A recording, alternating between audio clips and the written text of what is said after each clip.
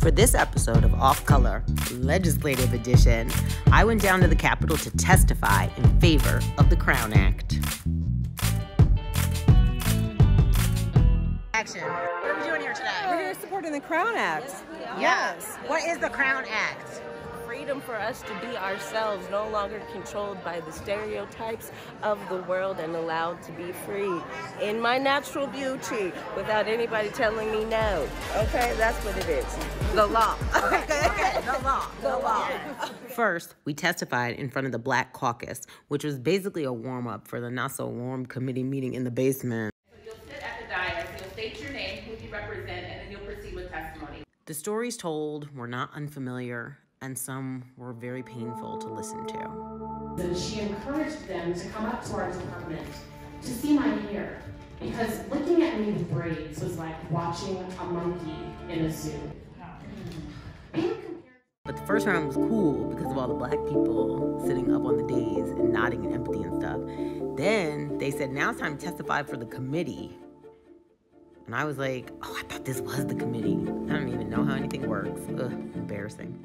But luckily, Representative James Coleman was chosen to chair the meeting. To Representative James Coleman, who will preside over the hearing today. Okay, so then we went downstairs to testify in front of the actual committee. And when we got down there, I saw why we needed the practice. Baffled why we're sitting here today. It's baffling to me. The questions are baffling. And I hope that this bill is passed through so that we all can have better outcomes. It is having an effect on my mental health. There's a great study out that UCLA just did, scientists showing that the outcomes that are having for mental health, and it does affect us on a business level. So I ask you to pass this bill. Thank you very much for your time. Thank you.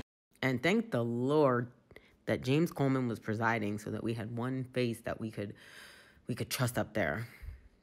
The Republican committee members demonstrated their desire to uphold the myth of white supremacy. And frankly, it was not only offensive, but also embarrassing to watch.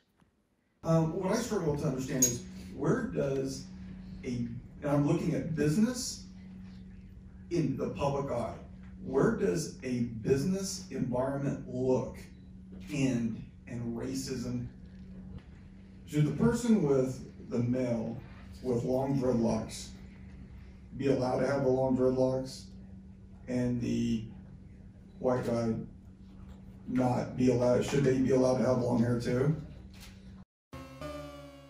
My hair growing naturally or you wearing your hair long does not impact my ability to do a job. Even though millions of our research show that shorter hair, that more people are, you can sell a product with shorter hair and no facial hair and a suit. You think that's all discriminatory? That's where it comes from. I hate to kind of say this again, but 20 years ago, what market research said was probably different than what it is today. Yeah, Ms. Miles. And if market research also shows that you would sell more being white, does that mean you don't hire people of color? Representative Sandridge. No, not at all, but there's already laws against that. Exactly my point, and why we're here working to pass the Crown Act. Okay.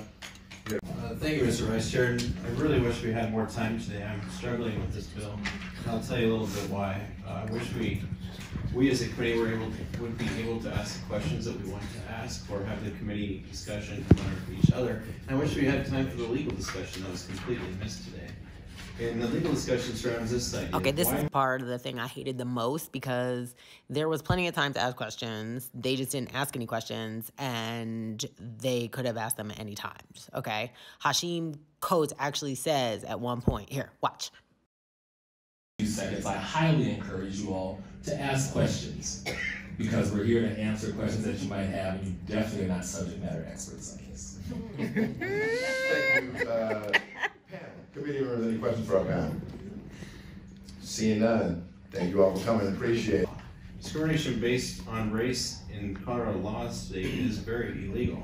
I went on to say a bunch more inane and ignorant things, and nobody should have to listen to that. So if you really want to see it, you can go read the record. It's all public record. If you want to know what's next, make sure you follow State Representative Leslie Herrod's page on Facebook or on social media. Make sure you follow Janet Buckner's social media, and just stay active, stay invigorated. We're gonna make sure that this bill becomes a law. And also, I'm gonna keep it so real, you guys. I feel like, wow, I can't believe it. I saw government in action in a way that I have not experienced it before. It was very exciting for me to be down there to testify and then see it pass out of committee and understand, like, oh, we get to write these bills. We get to tell them what laws we want. Bill. I'm headed back up to the floor now because we got to make sure to close down some prisons. But we're ready to go on the next step. We'll debate this bill on the floor. There will be some amendments. And then we head over to the Senate, where I hope you'll come and support Senator Ronna Fields as she carries us over the finish line for us. All right. Thank you. Thank you so much. All right. I testified. So I testified today. I'll testify tomorrow. I testify every day. To end white supremacy. Yeah.